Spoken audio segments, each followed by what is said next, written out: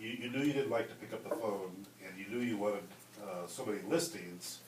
Talk about a little bit, if you would, about how you went there without maybe necessarily picking up the phone. How did you? It's not that I totally won't pick up the phone. I'm not going to call the phone to cold people, and more I have to be on the phone because it's just that's part of the deal. Like now, when we're so powerful that it doesn't bother me being on the phone that much because we have so much value. And if they don't want to list, if they don't want to list, I don't care. You know, it doesn't matter. But that's right. So you need to find a niche that is something that you're very passionate about, because if you're not passionate about it, you're going to get 4 months into it and you're going to not lead generate anymore for that thing. So you got to be so passionate about it, you'll do whatever it takes. And then to not do the phone, I mean, we just found creative ways to not call expireds and to call. So I mean, we just started telling people in our sphere, just when we were hanging out with that, we did short sales. And then we started talking to attorneys because we closed 2 short sales. And then once we had an attorney that gave us 2, all of a sudden we closed 10. And then once we closed 10, we had 10 people out there that saw us close their short sale, and they thought we were, you know, walking on water. And then so they referred us 2 people a piece, and then that ended up being 20. And then it just went, the snowball went down the hill. Then we're teaching recap in professional schools. Now a big source is other realtors give us short sales. So, and I want to get off of short sales because it's not short sales. Don't think that because this is the market that we're in, it makes it easier for it. It's good. It's kind of convenient for us. But Carrie Schmitz in our office doesn't do a short sale. She does not do a short sale. She does traditional business. One of her things is she was in a neighborhood, just one little neighborhood. She said, I'm going to get 1 listing in this neighborhood. She got 1 listing in this neighborhood, and then she just held open all the time. Well, everyone saw her signs everywhere, so anyone in that neighborhood now wants to list with her. So what I'm saying is, okay, so you don't want to pick up the phone all the time. There is other ways, and if you're going to just you want to list in a neighborhood, it's going to be 10 times more powerful if you pick one neighborhood or a couple neighborhoods in your city and you say, I'm not going to list another house outside this neighborhood. Because you're going to be forced to get a listing in that neighborhood, and then that's going to lead to 2 listings in the neighborhood, and all of a sudden you're going to own Lakeville, or you're going to own a couple subdivisions, and you're going to know all the houses better, the floor plans, you're going to know everyone in the houses. I mean, it just comes to a focus. Like Mr. Zinn out in town. Like you think, you think of all those people that really have done that. And it's a really successful model. Carrie Schmitz in Maple Grove, she did $30 million last year, and now she's starting to go outside of things because she dominated it so well that she has that on autopilot now. It's how many people can she hire and then she can go into Plymouth now and do other things. But if you don't have that focus and you don't become an expert at everything, you're going to just do mediocre at every single thing, and then no one's going to take you. It's not going to take you that seriously and all these. But when you become one, you're such an expert. You don't even have to call the phone because people are knocking on your door to list the house with you, because you are the bomb. You know what I'm saying? So they have to list it with you. They'll take 7% because you know that neighborhood better than everyone else. Right. So that's one way to get out of the phone. I mean, so for instance, if I didn't want to go out the phone right now, we're looking at starting a farm right now, and we're just gonna hit mailers. We're gonna be there around our moving truck now because we have the moving truck. I mean, we're gonna just have everything around one neighborhood, and eventually we'll get a listing there, and we get a listing there, and then we'll just open house it every single day. And then, but that's the kind of focus. Yeah, someone on our team will open house it every day, and then. I was gonna say you're not open housing it because when you first came over from Prudential, you didn't even own open house signs because you said you hated. You know how many open house signs we have now? 40. Yeah. Because we're ready for. So that's what the open house. It's not just putting like 2 little signs out. It's like, let's put all 40 out and make it look super ridiculous. Like we have 5 open houses going on. Yeah. So this is the intent with the farm, because we are transitioning. And Sarah's going to be in charge of the farm, and I'm going to be in charge of some other things that we're doing. But So Josh, back to what Steve was saying, one of the first things that you did in order to start getting listings without really picking up the phone is you contacted attorneys. yeah. And once you got one, you talked to another, and you went to coffee with them because you knew that attorneys would be a good referral source for getting you listings in short sales. And you can do that outside of short sales. I mean, you can go to your 5 advocate. I mean, you can go to your loan officer. You can go to your title, your inspection, or whoever it is, and you can just, But you have to provide value and be serious. So not just going there asking, hey, can you please send me all your listings? It's building the relationship. Right. Another thing that you did, like Sarah mentioned, is you build a video every week, or is it more than once a week? We were just laughing about this the other day, how many hours of videos it must have been. So, We've done so thousand. we've done over 1,000 YouTube videos, and each one probably averages 2.5 to 5 minutes, 2.5 to 4 Yeah, it's probably minutes. 3.5 minutes, 4 minutes of video. Yeah.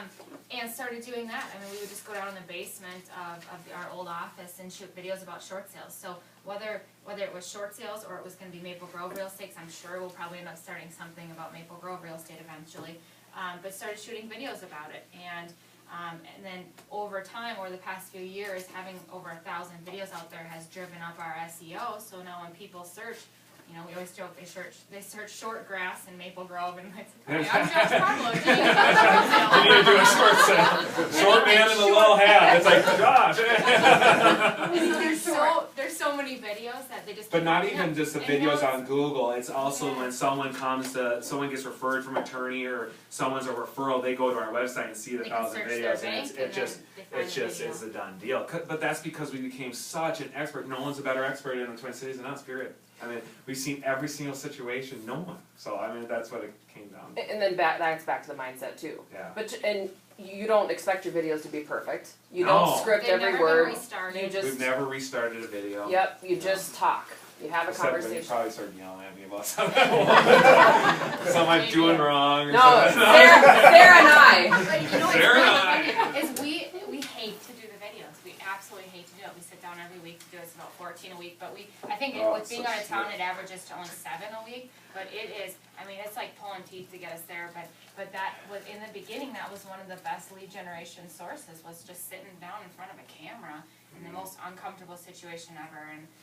But that was more comfortable than calling people. I This guess. really helps our conversion. So like I said, if you're doing a neighborhood, say you have 20 videos about that neighborhood and every different style of house and, you know, what's whatever. happening. That's the nice thing. If you zero in your focus, so laser focused, that's where it creates the biggest results, and it's in the one thing. I mean, it talks about the narrower you focus, the more you're going to have. The smaller life you have, the bigger life you're going to have. So the more focused you are on the smaller thing, it creates the incredible results that no one can match you, and you're so valuable. That's how the big lives get created. Steve Jobs and he says this all the time. He used to say this all the time. Is that he was more just impressed with the things that they did not do than anything that they did, because they said no for every one time he said yes, he said no thousands of times on all other things. Think about when you become a billionaire and you have all these things. There's a different business opportunity every single second for him, and he was when he got into Apple, I think they had 160 products when it was going bad. When he got let go and he came back, there's 160 products. When he got done, there was like 5.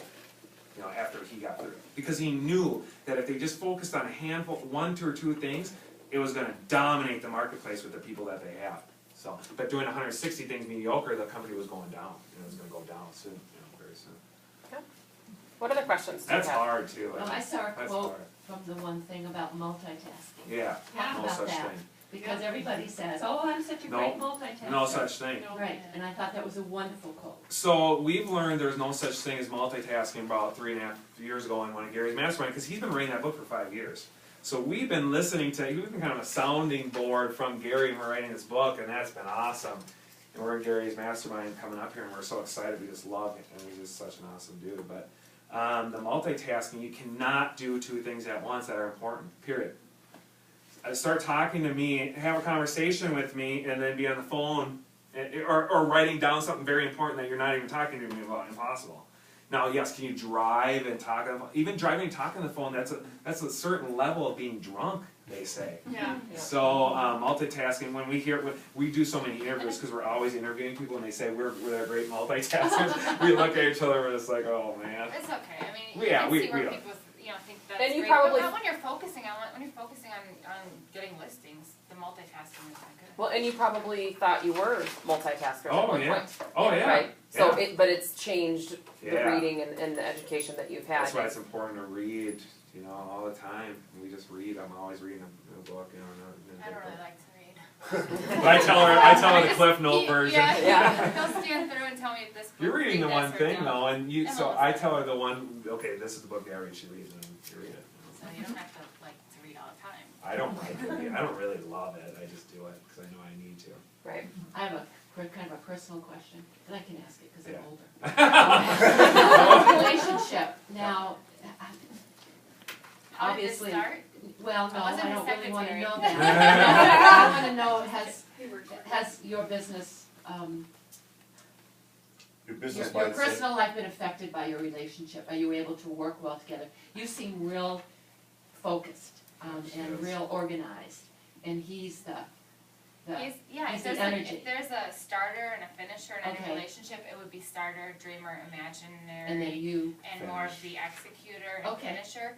And I think the reason that it works is because we don't work all the time. So like over the last year, we We've a worked couple less weekends. this last year than we've ever worked. so in do you business. leave your business life?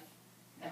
No. We talk about Oh, working you all the do, time. alright. And But it's we- only because we love it. You But are, when okay. we're sitting in bed and we say we don't want to talk about it anymore, we'll stop talking Okay. about it. But we That's a whole other class, we'll stop. no, but Let's move into the starting a family conversation.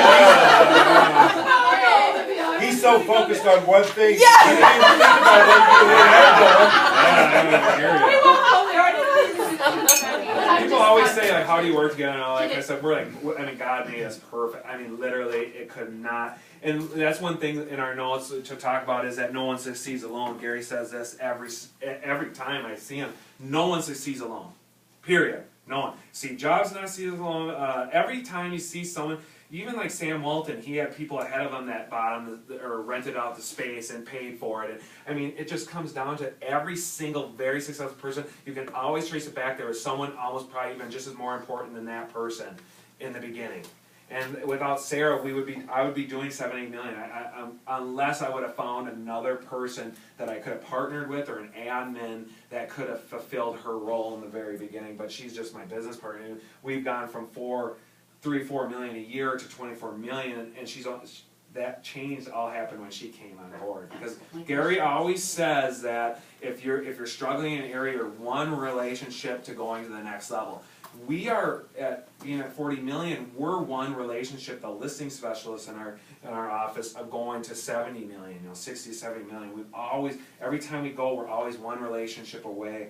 And we're always looking for those relationships. It doesn't have to be a spouse. I mean, there's No, other it teams doesn't have within, to be. other groups within Keller Williams that started with their admin, or they started with just a same-sex partner within the office, or found sometimes it works out with spouse, but it just doesn't have to be a spouse deal. We started another company separate from real estate, but what we had to do is find a partner for that because we can't do it all at once ourselves. And so just finding another person that maybe has the same interests as you, but also providing enough value to them that you can form a partnership that works, a 50-50 agreement or something like that. you just have a good synergy, good energy, Yeah. so. That's good to That's hear, nice. thank you. It didn't happen overnight, and that's what I really want to go from saying that it did not. I wasn't even going to be in real estate. I have a biology degree and was going to go to law school. So Okay. I did the LSAT, got all there, and then I was just like, well, this looks fun, and started helping. So without Started the negotiating intent. short sales, and yeah. I'm sure you've used Recruit Select, Yes. and has that been a big difference in you hiring the right people? You can't hire people if you haven't taken Recruit Select. I mean, How many Not- times have you taken? not